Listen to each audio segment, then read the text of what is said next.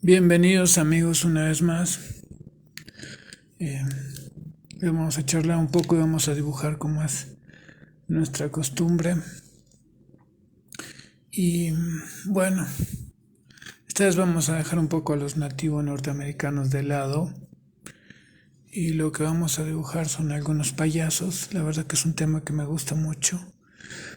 Aunque hoy en día los payasos tienen mala fama.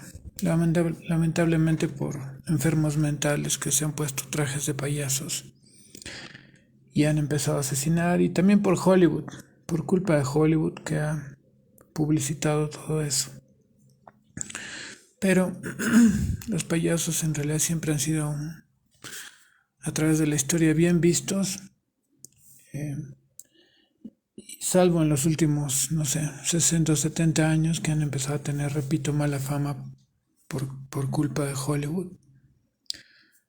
Pero voy a contar un poquitito mi experiencia con los payasos y vamos a dibujar algunos que espero que les gusten. Bueno, creo que cuando uno dibuja payasos tiene que tomar muy en cuenta el hecho de que eran figuras muy divertidas, ¿no? Entonces, al tratarse de figuras muy divertidas, la expresividad de las cabezas es muy, pero muy importante. En este caso le vamos a hacer un gorro a uno.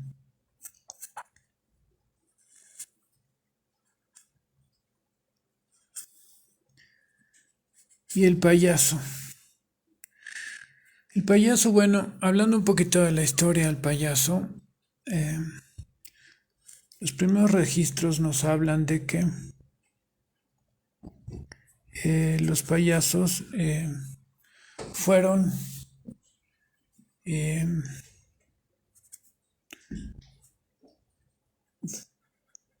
fueron una especie, lo que antes se denominaba con el nombre de bufón. En realidad el payaso proviene un poco del bufón, ¿no? Eh, el bufón era un personaje muy caricaturesco y grotesco en muchos casos, que hacía divertir a los mandatarios. Eso empezó en el antiguo Egipto. Según hay registros donde los faraones, supongo que en los momentos de ocio y de fiesta, tenían esclavos, y ellos en esa época, bueno, afuera está lloviendo, por si es que se escucha algún ruido aquí en La Paz, está lloviendo bastante, estuvo haciendo calor esta temporada también. Entonces, siguiendo con eh, los payasos fueron, según los registros que se tienen, empleados en el antiguo Egipto, pero como bufones, más que nada, al servicio de los faraones que capturaban pigmeos provenientes de una tribu muy conocida en el África, de gente de tamaño muy pequeño, y ellos que eran muy pequeños eran una suerte como de, digámoslo así, bufones, ¿no? Que divertían a la corte. Ese es uno de los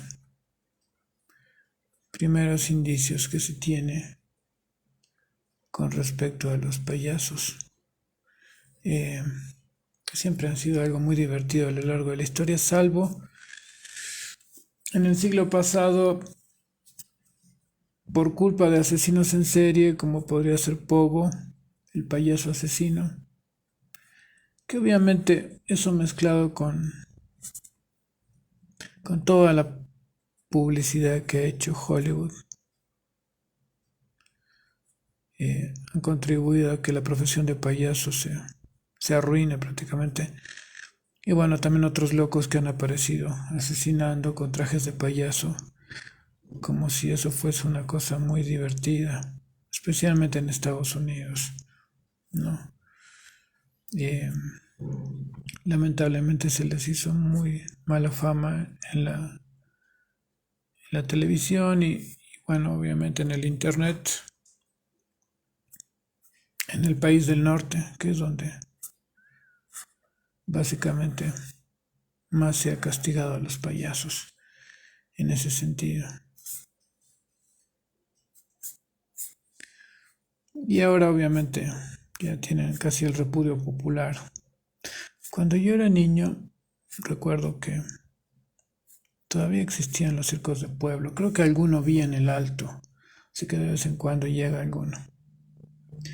Y recuerdo que los payasos eran muy queridos en mi pueblo.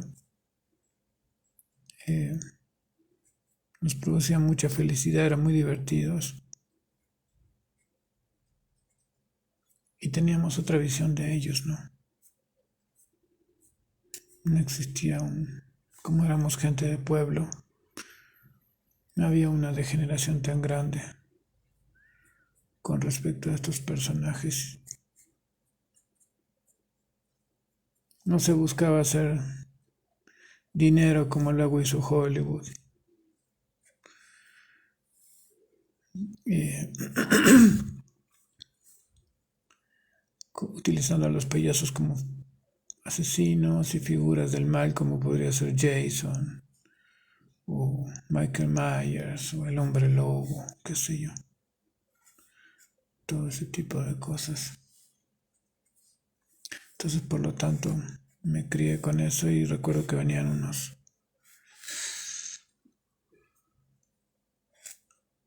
circos esos de pueblo, venían, valga la redundancia, a mi pueblo, y los payasos jugaban un papel muy preponderante, eran muy divertidos. Por eso es que me quedó ese recuerdo cuando era niño, que los niños de ahora no lo deben tener seguramente. Por películas estúpidas como It y autores como Stephen King. Por eso todo el aparato mediático de Hollywood contribuyó a eso. Pero todavía hay gente a la cual le gusta dibujar algún que otro payaso, como es mi caso. Entonces, creo que hay que exagerar obviamente muchísimo la expresión de nuestros payasos cuando los dibujemos, que son figuras muy interesantes para dibujar. Entonces hablábamos de que los primeros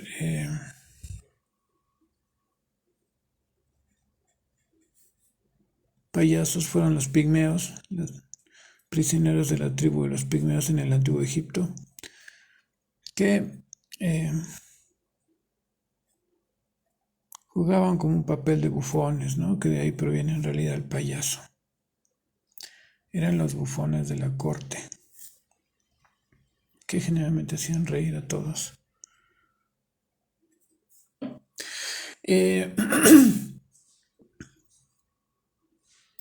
Hubieron muchos bufones también en Grecia, en Roma también, en Asiria, en otros imperios antiguos de Medio Oriente también.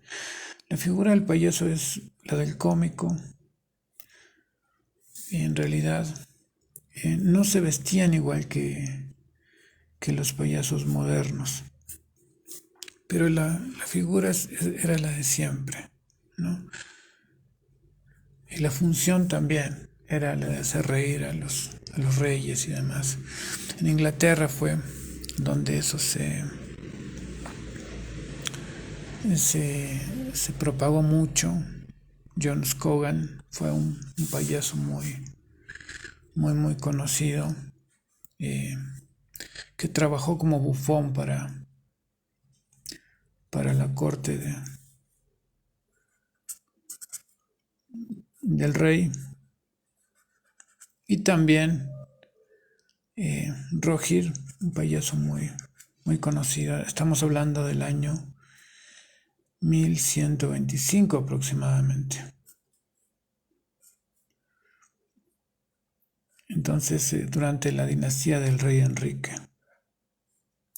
Y el trabajo de payaso era bastante bien pagado. Bastante bien pagado. porque cumplía la función del entretenimiento, ¿no? Que siempre hay trabajo para todo lo que sea entretenimiento. Entonces cuando dibujo payasos, en mi caso me gusta exagerar mucho las expresiones. Creo que es muy interesante dibujarlos. Y acá sí tengo que admitir que entra mucho el conocimiento de los músculos, de la ubicación de los músculos, para poder lograr expresiones convincentes, ¿no? Que nuestras expresiones sean convincentes. Creo que es algo muy agradable hacerlos. Las arrugas también juegan un papel fundamental en el dibujo de los payasos. Siempre hay que exagerar todo. Y también tenemos que hablar mucho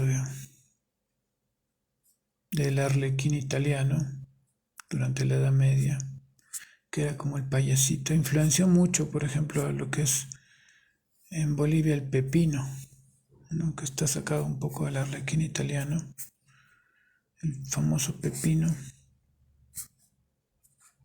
Hay una influencia ahí. A menudo se habla mucho en Bolivia de todas las cosas que hicieron los españoles, por ejemplo, ¿no? Que esclavizaron a parte de los indígenas y todas esas cosas. Pero se habla muy poco de todo lo que los europeos dejaron también. Y dejaron muchas cosas. De hecho, no tendríamos internet, tampoco automóviles, ni sistemas modernos de dibujo como los que conocemos, ni computadoras, ni aviones, ni redes de tendido eléctrico, ni nada de eso. Si ellos no hubiesen estado aquí. Entonces sí se llevaron cosas, pero también nos dejaron muchas cosas que utilizamos sin las cuales nuestra vida no sería igual.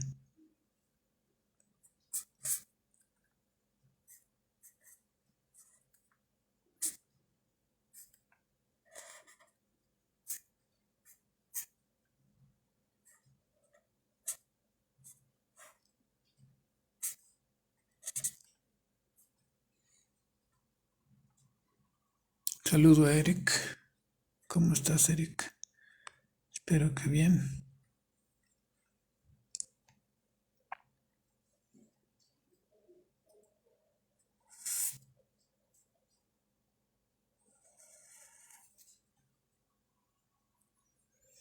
Eh, entonces, continuando con el asunto este de los payasos, eh, habíamos dicho que se basó mucho en el arlequín italiano, el payaso moderno, pero no es totalmente el arlequín italiano, sino que simplemente tiene influencias, que viene de una traducción de bufones que se inician en el antiguo Egipto y en otros imperios, como el griego, el persa, el romano, el británico, etcétera. ¿No? Entonces el primer gran circo fue fundado más o menos como en 1768, ¿ya? Y ahí empezaron a tener una preponderancia los payasos eh, en estos circos. Y la apariencia del payaso como la conocemos hoy en día, ¿no? Fue más o menos como en 1805 ya apareció un esbozo de lo que sería eh, el payaso moderno. Y en 1860 más o menos se termina de un poco de definir la imagen del payaso, es decir, la cara pintada de blanco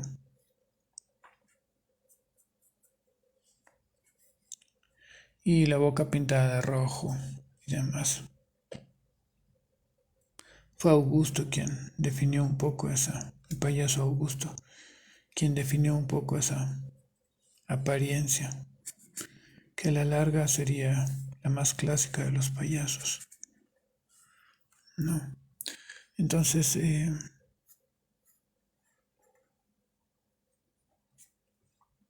es importante darles una expresión, como había dicho, exagerada en general.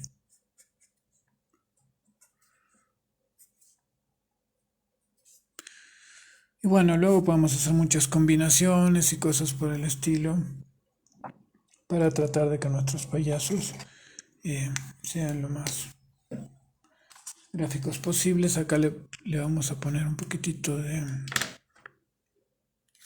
color a la nariz.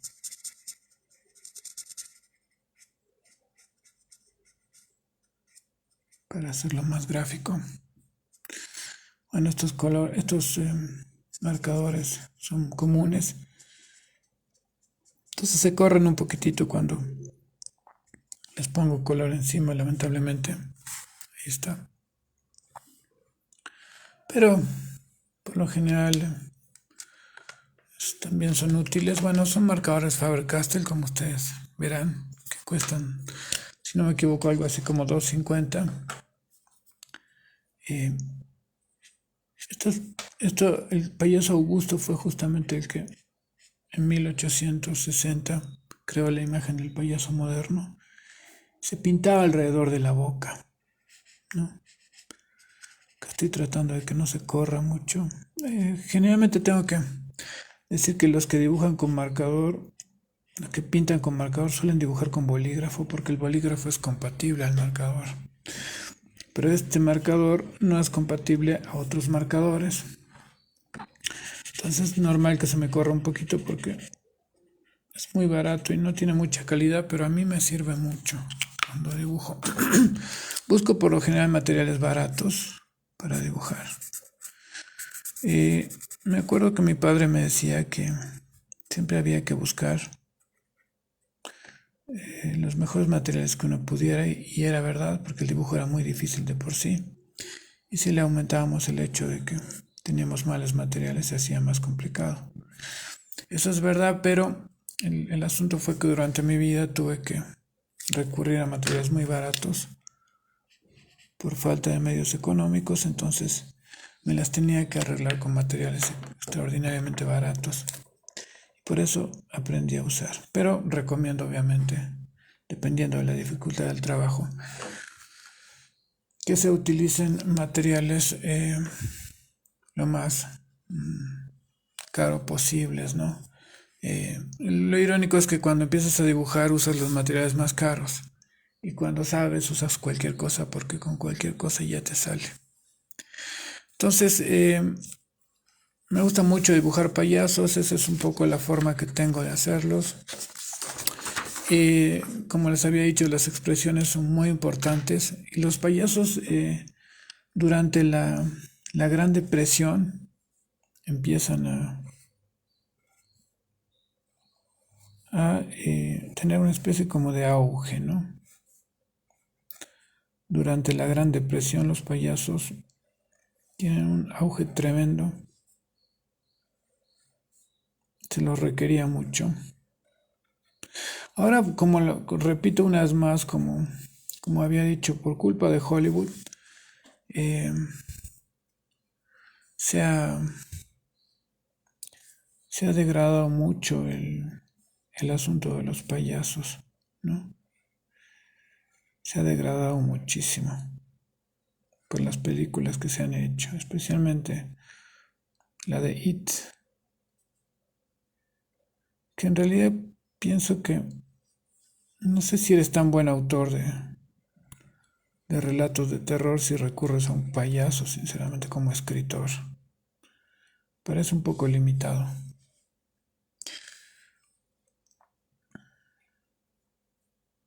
Pero creo que siempre la comicidad, la exageración, en la cara de los payasos. De hecho, la función del payaso moderno fue un poco de casualidad, era mientras un actor se puso el famoso atuendo del payaso y se resbaló en un espectáculo. Fue que la gente rió muchísimo y el director si no me equivoco, del circo, al ver semejante éxito, pidió justamente que esta persona interprete ese papel y eso le dio gran forma al payaso moderno, ¿no? Entonces, en el mundo del payaso lo grotesco es muy importante. El payaso más famoso del mundo, que probablemente sea el Guasón, o uno de los más famosos, o el payaso de Spawn. Bueno, no es tan famoso como el Guasón, pero es famoso. Es un tipo de payaso que es como una arlequina en realidad italiano, ¿no? Es como una versión del arlequín italiano, pero obviamente maligno. También de ahí surgió un poquitito el asunto de la satanización por parte de Hollywood de la profesión del payaso, y obviamente no solamente fue Hollywood, sino la sociedad norteamericana principalmente, ¿no? Que debido a su modo de vida muy anormal, especialmente en las grandes ciudades, desarrolló todo tipo de enfermos que luego cometieron actos terribles y dando lugar a la degradación del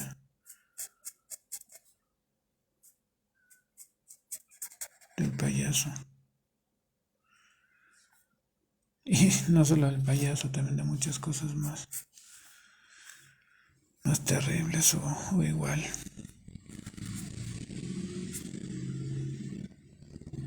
Creo que hacer una mezcla entre una línea medio quebrada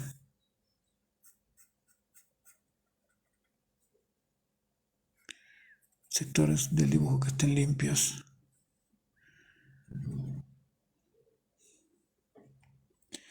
y ornamentación, líneas ornamentales y líneas limpias, que siempre da un resultado óptimo, por lo menos a mí por lo general tiende a dármelo.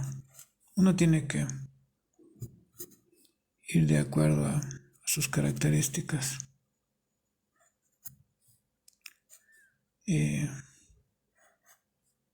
Por más que imitemos a alguien, siempre vamos a hacer eso, los imitadores de otra persona. Creo que cuando daba clases de teoría del diseño, hace años atrás, preparé un curso y era sobre diseño. Y mis alumnos no hacían otra cosa que copiar todo lo que yo hacía. Y incluso me pedían las carpetas para copiarlas y tenerlas ahí.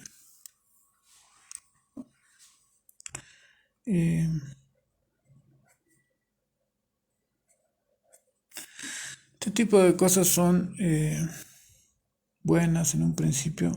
Es que yo diferencio mucho entre lo que es la copia y basarse en el trabajo de alguien. Basarse es tener un propio estilo, pero siguiendo una línea.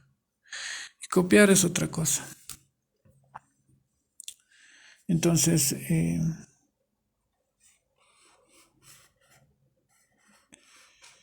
la copia hoy en día está tan difundida, está tan estandarizada y normalizada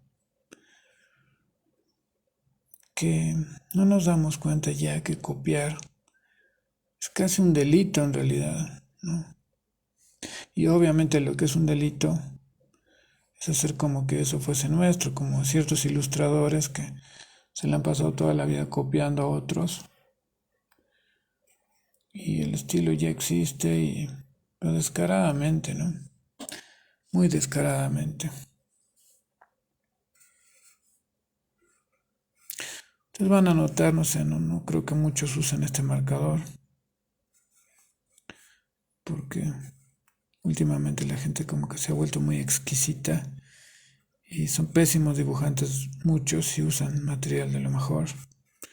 Pero si usan este marcador van a notar que cuando se empieza a acabar la tinta empieza a pintar muy grueso, ¿no? Muy grueso. El trazo se hace súper grueso.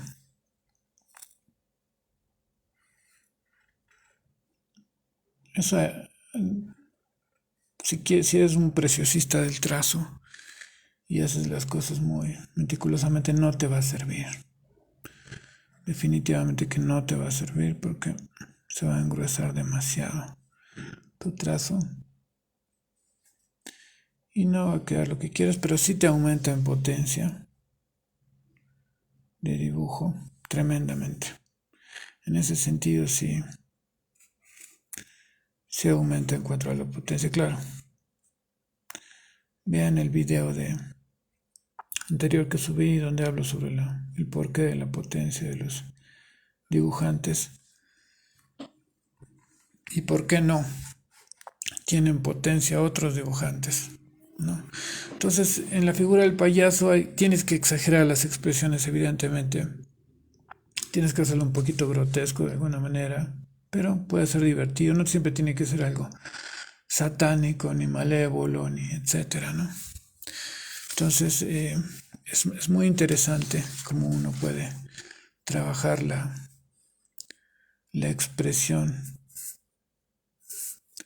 de las cabezas, ¿no? Es muy interesante cómo se puede llegar en realidad a eso por otros métodos que no sean tan convencionales.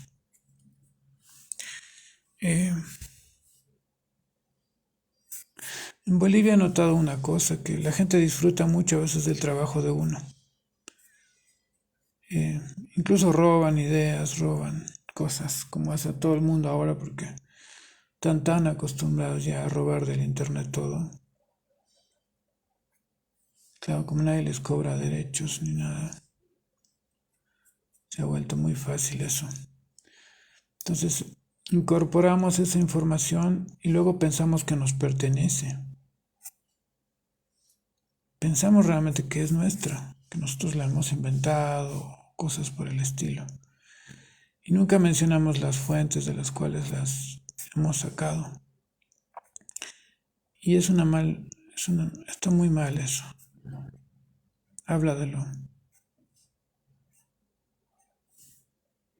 lo pobres que somos como seres humanos y que somos también muy ladrones, ¿no? Muy ladrones.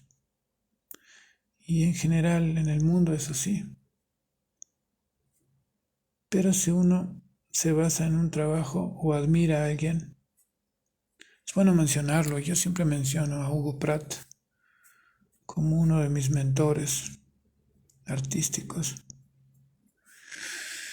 Y hay muchos dibujantes a los cuales les debo mucho, muchísimo.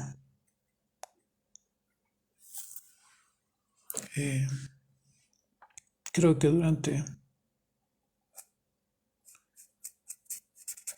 diferentes etapas de mi vida he recurrido a unos más que a otros. De hecho, podría decir que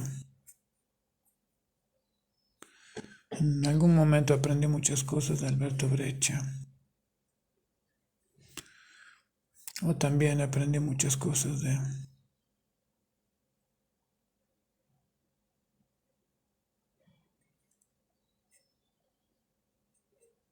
dibujantes como Moebius, Pepe González también.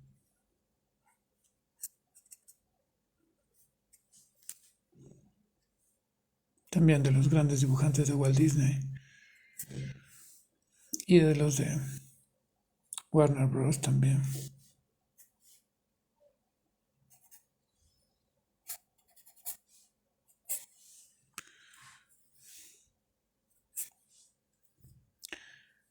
También hubo un momento en el que me gustó mucho el trabajo de Alex Ross o de esos grandes ilustradores realistas. Luego considero que evolucioné un poco y me di cuenta que había mucho de copia también ahí. Pero igual, eso no les quita mérito.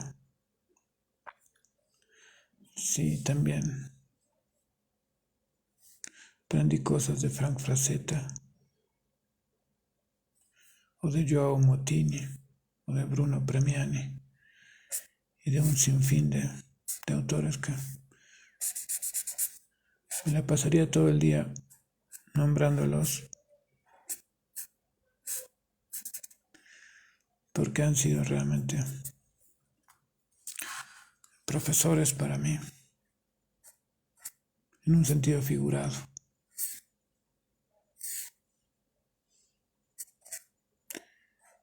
Y obviamente mi papá, que fue el primer dibujante que conocí, que él era ilustrador, especialmente artista de los cómics, vivió de eso toda su vida, que fue la primera influencia que tuve, aunque con las discrepancias que venían al caso, porque teníamos formas de ver las cosas muchas veces opuestas. Él tenía un método de enseñar un poco particular, no tenía mucha paciencia para enseñar a dibujar. Entonces tenías que estar muy atento y no cometer errores. Y,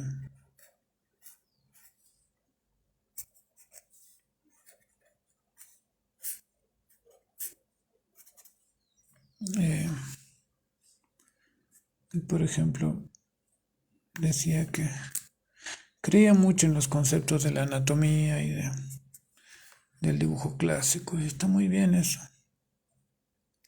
Es muy valedero, aunque no estoy de acuerdo del todo en todo. Creo que un dibujante tiene que tener una cierta base, pero la tiene que abandonar en cierto momento si quiere continuar evolucionando. Conozco algunos dibujantes clásicos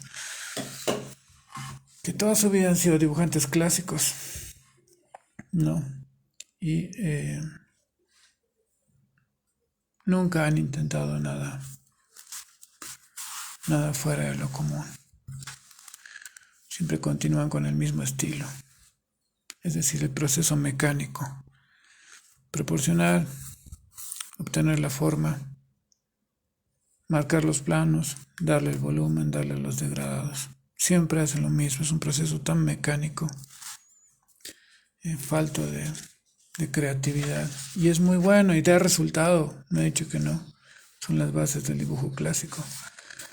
Pero así como da resultado, con el tiempo a aburrir, empieza a aburrir mucho y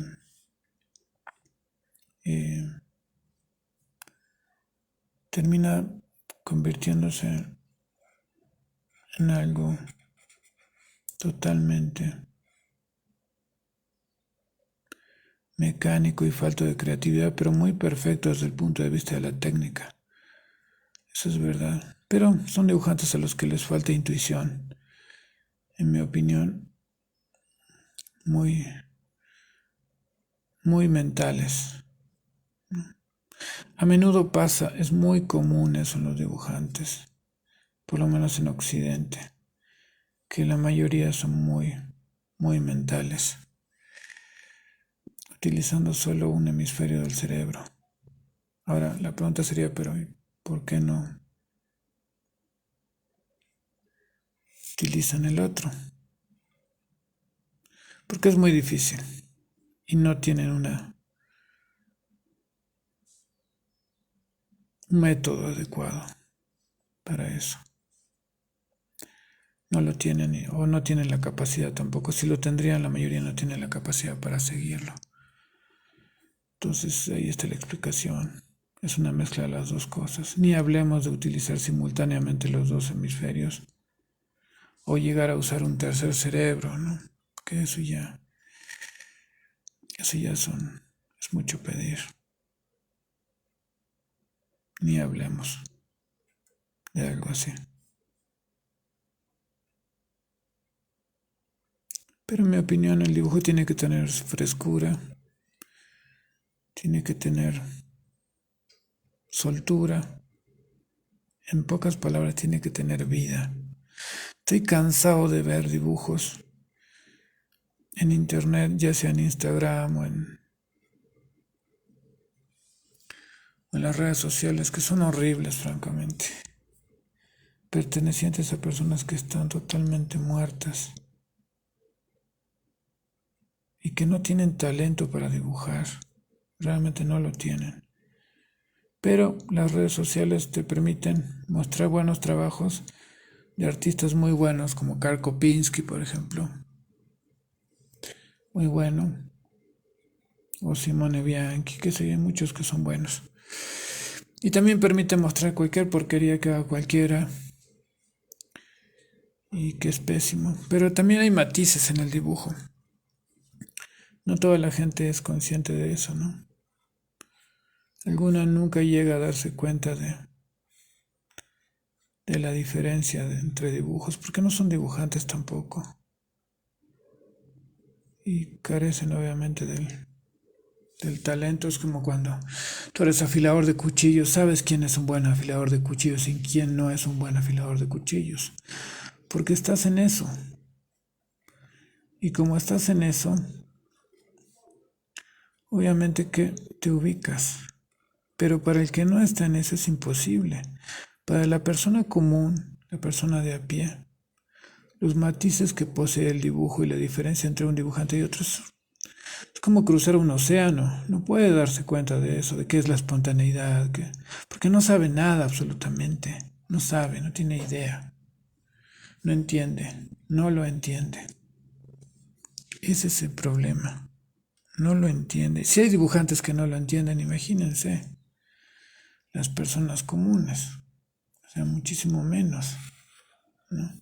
Es muy poco lo que saben. Lo único que dicen ellos en su media lengua es, me gusta o no me gusta. Se basan en los gustos o en las repulsiones que tienen, pero no entienden. Porque esto al fin y al cabo, si bien por más creativo que seas y qué sé yo, y no pienses mucho en lo que vas a hacer y demás, también tiene una parte que debe ser entendida, aunque sea de manera intuitiva o racional, pero debe ser entendida. Sin ese mínimo de entendimiento es imposible. Muchas personas tienen la habilidad manual, pero no entienden el dibujo. No lo entienden. Como no lo entienden, no lo pueden hacer con éxito. Siempre es la estupidez de los profesores de Bellas Artes que dicen que practiquen, no le den tiempo a sus lápices, tienen que practicar. ¿Practicar qué? O sea, si no entiendes el dibujo en sí, no te va a servir de mucho practicar, vas a perder tu tiempo solamente. Vas a estar años practicando, pero no va a haber una mejora verdadera. Entonces es importante entender lo que uno está haciendo.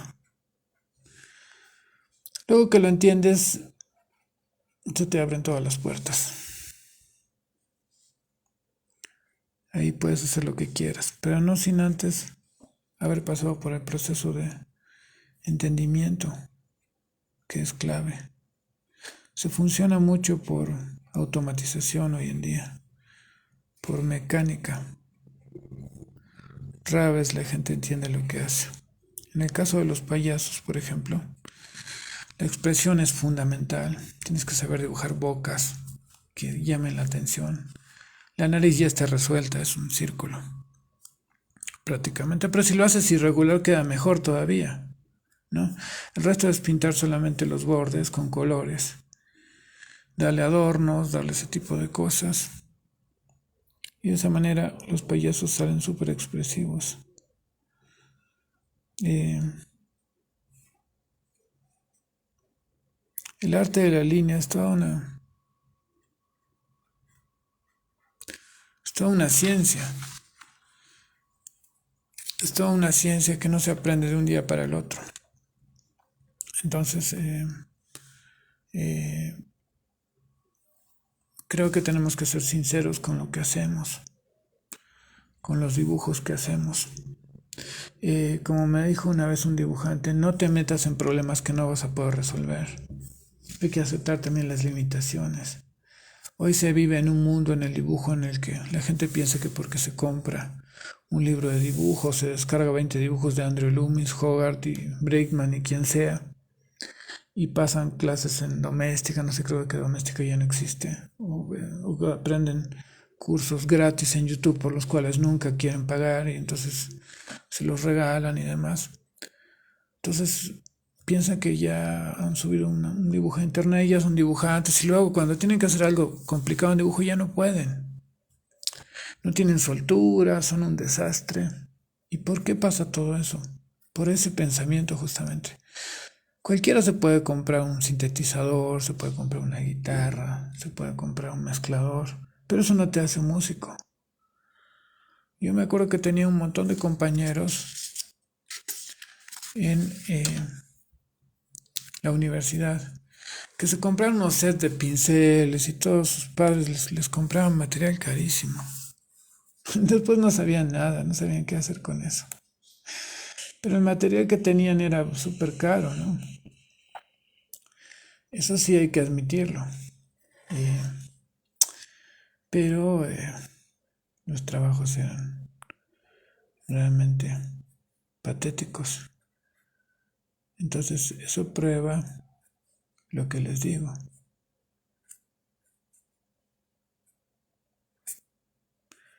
No por mucho madrugar amanece más temprano, dice el refrán. O gente que se gradúa de la escuela de arte y resulta que no saben dibujar, ¿no? Hay un montón, conozco un montón de esos. Son graduados de las escuelas de arte y luego no saben, e incluso los profesores, la mayoría tampoco saben. Eh, no todos, hay algunos que son muy buenos también, pero hay otros que no saben realmente. O sea, o que nunca han trabajado como dibujantes, ¿no? Si no has trabajado como dibujante, ¿qué puedes enseñar? Es una pregunta que siempre me hice. ¿Qué puedes enseñar si nunca has trabajado como dibujante? Realmente no sabes lo que es eso. Entonces, ¿qué haces? Les enseñas, enseñarles lo que nunca has aprendido. Es una de las ironías que tiene el asunto del dibujo, ¿no? Imagínense. Un tipo que es albañil, pero nunca trabajó de albañil. ¿No les parece irónico?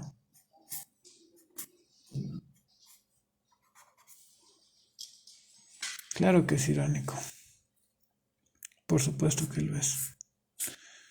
Por lo general hago cabezas, ustedes van a ver en los videos, porque resulta mucho más rápido que ponerme a hacer cuerpos. Y son videos muy largos. Hoy en día la gente no tiene tanta paciencia para ver videos, ¿no? Quieren todo un poco eh, masticado ya. Pero vamos a hacer un poquitito de la ropa. De la ropa, bueno, es largo esto de los payasos. No se lo puede hacer en un solo video. Pero suele ser bastante ridícula la ropa que tienen. Por lo general es grande.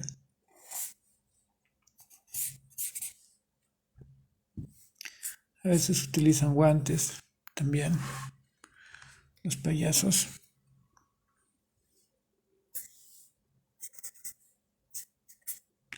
Les suele quedar grande. A veces usan corbatas y cosas por el estilo.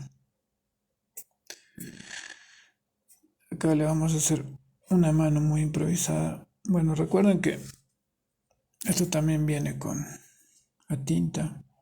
Si me equivoco, pido disculpas, por supuesto. Aunque algo de experiencia tengo dibujando con marcadores.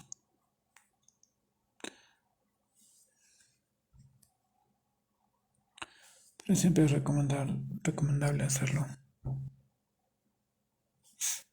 con lápices, ¿no?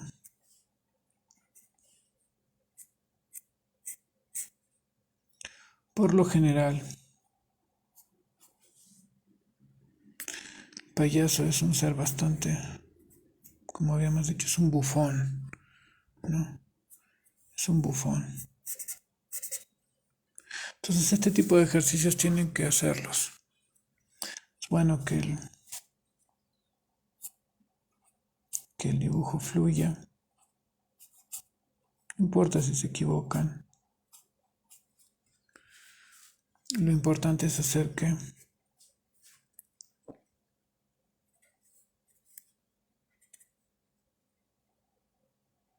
los dibujos sean cómicos, expresivos.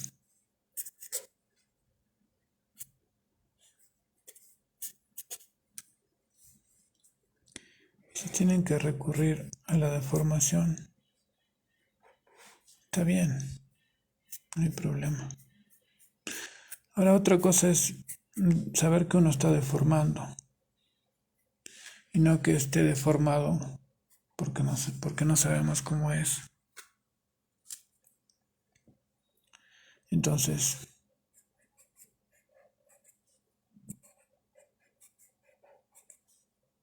eso también es importante. Me dio un poco de sed.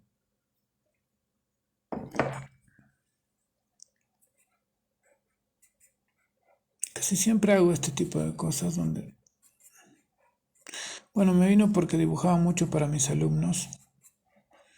Entonces les tenía que hacer demostraciones ahí mismo o porque daba muchas clases por virtuales, entonces cuando uno trabaja a través de imágenes, de medios digitales, tiene que hacerlo rápido, tiene que ser nítido y el lápiz no me brinda eso. Tampoco creo que me pondría a filmar horas así para hacer un dibujito aburrido de una cabeza, digamos, ¿no? Sin ninguna expresión, copiando la cara de un actor o cosas por el estilo. Creo que serían un poco aburridas, ¿no? Pienso, por lo menos a mí me serían aburridas para hacerla. Entonces, las cabezas de los payasos en determinadas actitudes, todo ese tipo de cosas que he ido mostrando ahora son, podemos hacer mil cosas con esto, podemos variar mucho, podemos darle incluso mucho detalle. Voy a hacer un último dibujo. Eh, Podemos darle mucho detalle, pero recuerden que para el detalle hay que agrandar el dibujo, ¿no? Siempre hay que agrandarlo. Hacer mucho detalle en pequeño es una complicación. Entonces, exagerar las expresiones, como les dije. Y se le puede dar bastante detalle ornamental a nuestros dibujos. Se puede, incluso aunque se trate de payasos, ¿no? Y se puede variar también en muchos aspectos.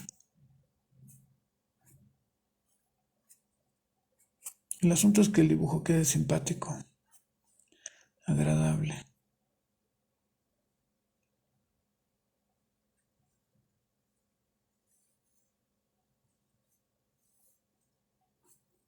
Que tenga una buena base también.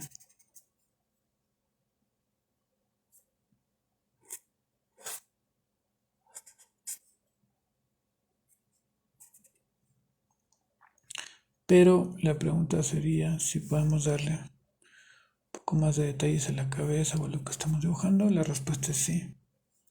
Por supuesto que sí, marcando los cambios de plano,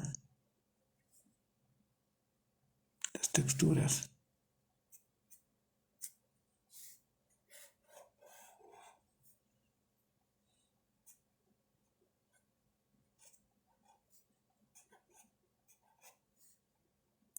Puede ser un payaso un poco más pobre, con necesidades, como en realidad tenían los payasos, ¿no? con algunas arrugas más de lo normal. Sí es posible, con unos conocimientos de anatomía también.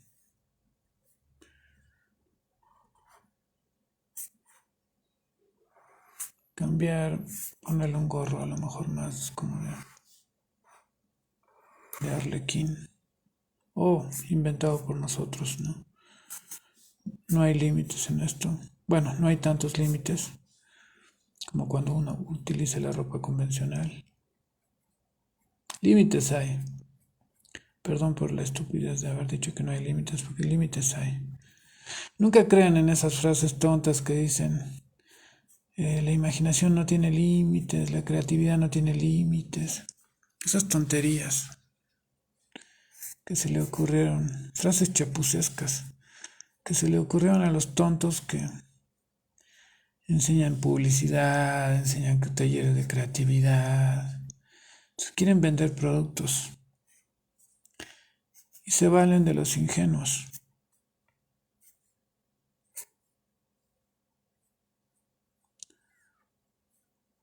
Y les hacen creer que eso es verdad, para animarlos.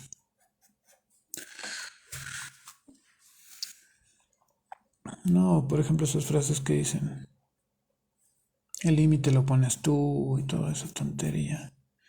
De gente muy ignorante en realidad, ¿no? Que lamentablemente agarran a los jóvenes y les meten eso en la cabeza.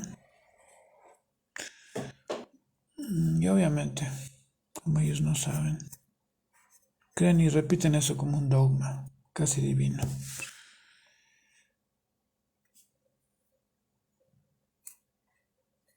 Que podemos ponerle unas pinturas. Pero podemos recurrir al detalle del volumen.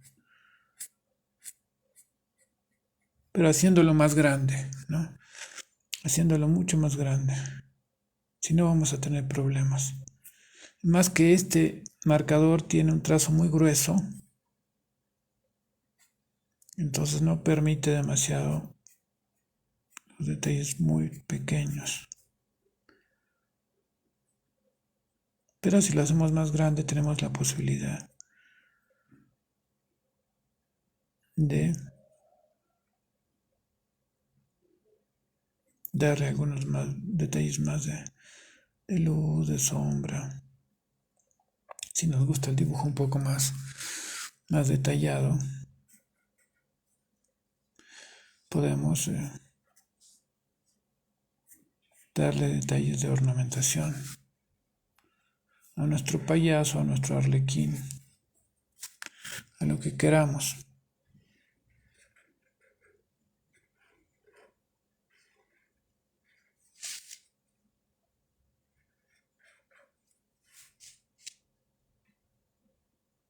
Y ahora sí podemos darle características de volumen en cuanto a la superficie. En un dibujo más grande generalmente tengo hojas pequeñas, entonces trabajo en tamaños pequeños y además las limitaciones de la cámara que no me permiten ir mucho tampoco más allá, ¿no?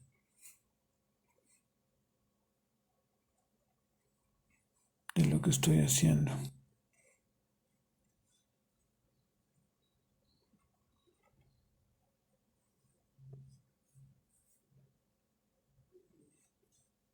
Pero que podamos darle más detalles cuando es más grande. A mí me gusta generalmente trabajar en tamaños grandes. Tiene sus ventajas y sus desventajas, la verdad. Es mucho más difícil, pero te permite hacer más detalles y trabajar más cómodo. Pero es más costoso también, tanto en calidad como en costo económico. Es mucho mayor. Ahí no sé si se ve bien.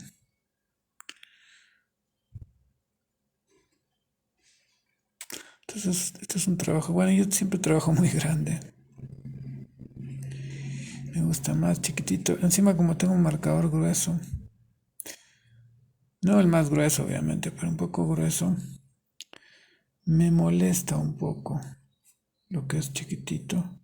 Si tuviese un marcador más delgadito, probablemente me sentiría más cómodo. Y no estaría tan forzado a hacer cosas más grandes. Pero admito que también los trabajos pequeños pueden llegar a ser fabulosos, hermosos, si uno lo sabe hacer y tiene ese amor por la miniatura. Creo que en Bolivia la gente tiene esa habilidad, por eso existen las alacitas. Bueno, un poco promocionando mis cosas, les digo que también doy cursos en mi estudio y que me pueden buscar cuando quieran. Y siempre ofrezco ese servicio desde hace años.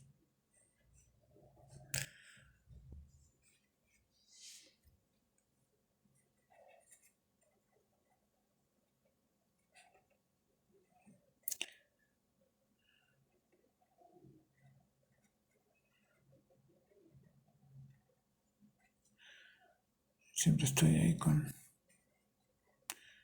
el dibujo. Aunque también recomiendo que hay temporadas en las que uno no tiene que dibujar tanto. También es bueno descansar.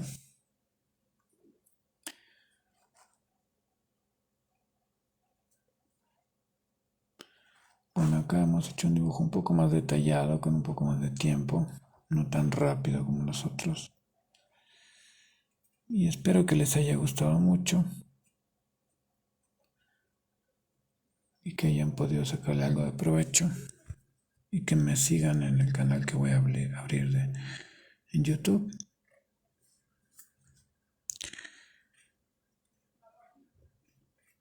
Y no olviden que nos vemos